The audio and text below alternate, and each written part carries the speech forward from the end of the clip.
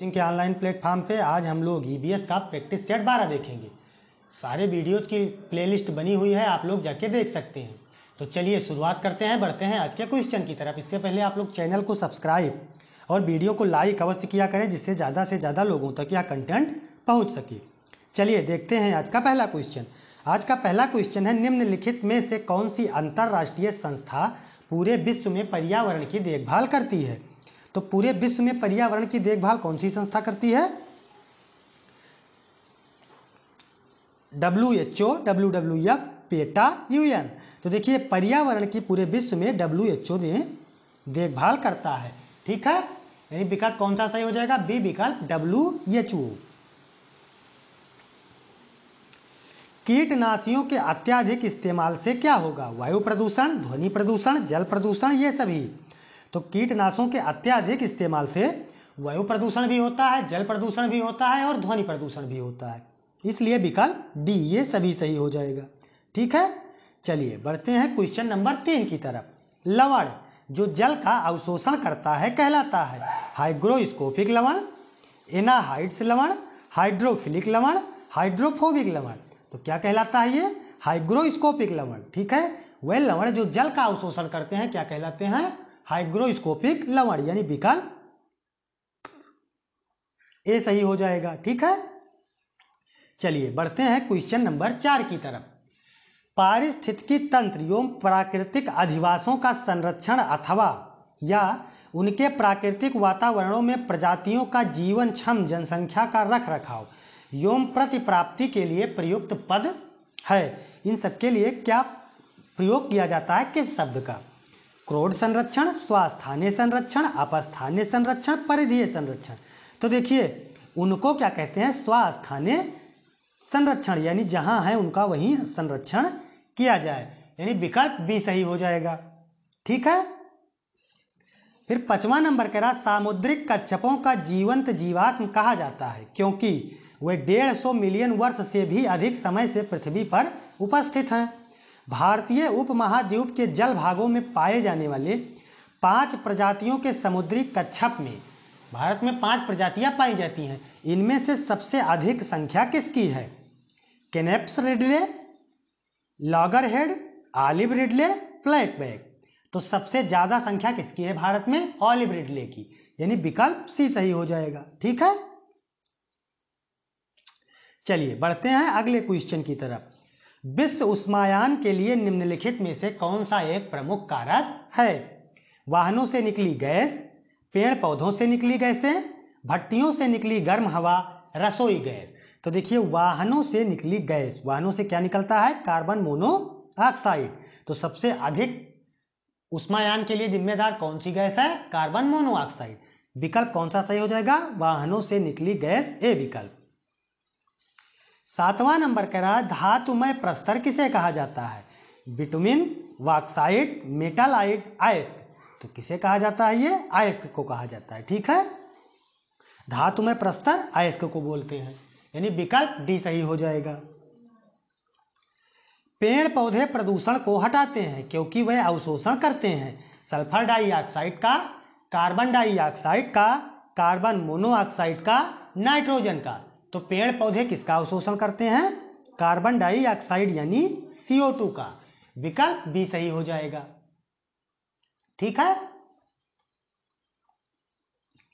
भूकंप मापा जाता है बोफोर्ट पैमाने से, डेसिबल में, न्यूटन में, रिएक्टर पैमाने में। तो भूकंप रिएक्टर पैमाने पर मापा जाता है, यानी विकल्प डी सही हो जाएगा। फिर महासागरों में जल स्तर वृद्धि का कारण है ध्रुवीय प्रदेश में बर्फ का पिघलना, अत्याधिक वर्षा, अम्ल वर्षा, उपयुक्त में से कोई नहीं। तो महासागरों में जल स्तर के वृद्धि की प्रक्रिया ध्रुवीय प्रदेशों में बर्फों का पिघलना, क्योंकि ग्रीन हाउस प्रभाव आपने सुना होगा, वायुमंडल गर्म होता जा रहा है और ध्रुवीय प्रदेशों के बर्फ लगातार पिघल रहे हैं। वातावरण में अत्याधिक हानिकारक सल्फर मिश्रित गैस है H मतलब यस, H2S, Sc6SO2। तो सबसे अधिक हानिकारक कौन सी है? SO2, यानी विकल्प डी सही हो जाएगा। ठीक है, सल्फर डाइऑक्साइड। वायु प्रदूषण को कम किया जा सकता है वृक्षों द्वारा, मछलियों द्वारा, जंतुओं द्वारा, सूर्य प्रकाश द्वारा। तो वायु प्रदूषण को वृक्षारोपण द्वारा कम किया जा सकता है, यानी विकल्प ए सही हो जाएगा। विश्व पर्यावरण दिवस कब मनाया जाता है? 5 नवंबर को, 5 जनवरी को, 5 जून को, 5 सितंबर को। तो विश्व पर्यावरण दिवस जो है ये 5 जून को मनाया जाता है। सूर्य की हानिकारक किरणों से पृथ्वी को कौन सा स्तर सुरक्षित रखता है? तो अल्ट्रावायलेट किरण से हमें कौन बचाता है? ओजोन परत, यानी बी विकल्प ओजोन मंडल। ये कहां पाया जाता है? समताप मंडल में पाया जाता है। तो विकल्प कौन सा सही हो जाएगा? बी विकल्प ओजोन मंडल। किस जगह के फ्लोरा तथा फौना सूचित करते हैं? पेड़ पौधे एवं जंतुओं को, मछलियों एवं पेड़ पौधों को, जंतुओं एवं मछलियों को, पक्षियों एवं पेड़ पौधों को। तो फ्लोरा एवं फौना जो है ये पेड़ पौधे एवं जंतुओं को सूचित करते हैं।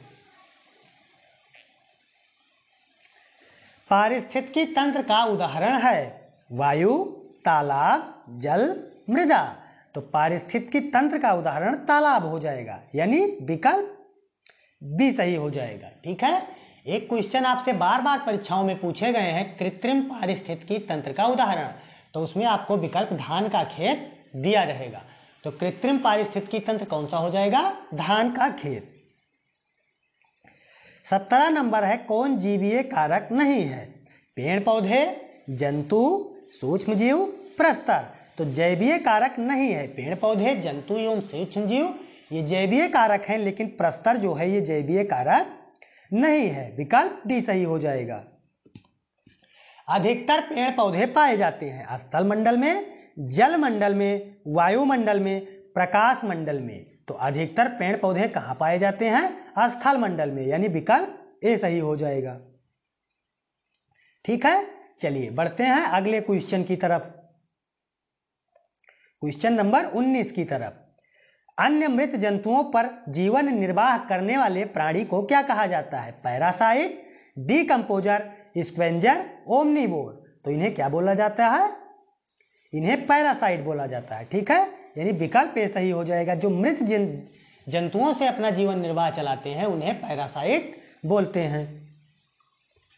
20 नंबर है सीएनजी का संक्षिप्त रूप क्या है? यानी सीएनजी का फुल फॉर्म क्या है? Clean natural gas, compressed natural gas, carbonised natural gas, ध्वनि प्रदूषण। तो सीएनजी का full form compressed natural gas, यानी विकल्प बी सही हो जाएगा। निम्नलिखित में से कौन विश्व उष्मायान का कारण है? जल प्रदूषण, मृदा प्रदूषण, वायु प्रदूषण, कार्बोरेटेड नेचुरल गैस। तो कौन सा विकल्प सही हो जाएगा? विश्व उष्मायान का कारण वायु प्रदूषण, यानी विकल्प सी सही हो जाएगा। ठीक है, चलिए बढ़ते हैं 22 नंबर की तरफ। महासागर पृथ्वी पृष्ठ को अधिकांश जगह आवृत किए हैं, जो लगभग कितना है? मतलब स्थल मंडल पर महासागरों का विस्तार कितना है? 3/4, 1/2, 1/4, 2/3। तो लगभग 3/4 स्थल मंडल का, 4 में से 3 भाग केवल जल है, यानी महासागरों का है। तो विकल्प ए सही हो जाएगा। फिर 23 नंबर कह रहा सेटेलेक्टाइट एवं स्टेलेग्माइट में निक्षेपण होता है सिलिका का, मैग्नीशियम कार्बोनेट का, कैल्शियम कार्बोनेट का, सोडियम कार्बोनेट का। तो किसका होता है ये?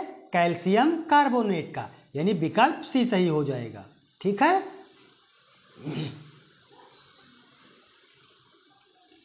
24 नंबर कह रहा है निम्नलिखित में से कौन वायु प्रदूषण का एक उदाहरण है? धुआं एवं कुहासा, वाहनों से निकलने वाली गैसें, जलती लकड़ी या चारकोल से निकली गैसें, उपयुक्त सभी। तो देखिए वायु प्रदूषण सबसे होता है, इसलिए विकल्प डी यानी उपयुक्त सभी सही हो जाएगा, क्योंकि धुआं एवं कुहासा भी वायु प्रदूषण करता है। वाहनों से निकलने वाली गैसों के बारे में तो आपको पता होगा, और जलती लकड़ी या चारकोल से निकली गैस, इससे भी कार्बन मोनोऑक्साइड ही बाहर निकलती है। तो विकल्प डी उपयुक्त सभी सही हो जाएगा। 25 नंबर कह रहा है भारत तथा दूसरे देशों में प्रदूषण रोकने के लिए बनाया गया नियम डॉट डॉट का प्रयोग होता है। कागज के थैले, प्लास्टिक के थैले, नायलॉन के थैले और चमड़े के थैले। तो किसको रोकने के लिए? प्लास्टिक के थैलों को रोकने के लिए। ये किसका प्रयोग रोकता है? प्लास्टिक के थैले का, यानी विकल्प ही सही हो जाएगा। 26 नंबर कह रहा हवा में उपस्थित ऑक्सीजन का प्रतिशत कितना है? तो वायुमंडल में ऑक्सीजन कितना प्रतिशत है? 21%। सबसे ज्यादा 78% नाइट्रोजन है, 1% में अन्य सारी गैसें उपस्थित हैं। तो ऑक्सीजन कितना है? 21%। परम तापक्रम पैमाना कौन सा है? सेल्सियस, फारेनहाइट, केल्विन, उपयुक्त सभी। तो परम तापमान पैमाना केल्विन है, यानी विकल्प सी सही हो जाएगा। ठीक है, चलिए बढ़ते हैं 28 नंबर की तरफ। प्रकाश संश्लेषण संपादित होता है सभी पौधों द्वारा, सभी जंतुओं द्वारा, सभी हरे पौधों द्वारा, वायरस के द्वारा। तो प्रकाश संश्लेषण सभी हरे पौधों के द्वारा संपादित होता है। प्रकाश संश्लेषण में कार्बन डाइऑक्साइड अविमुक्त होती है। ठीक है।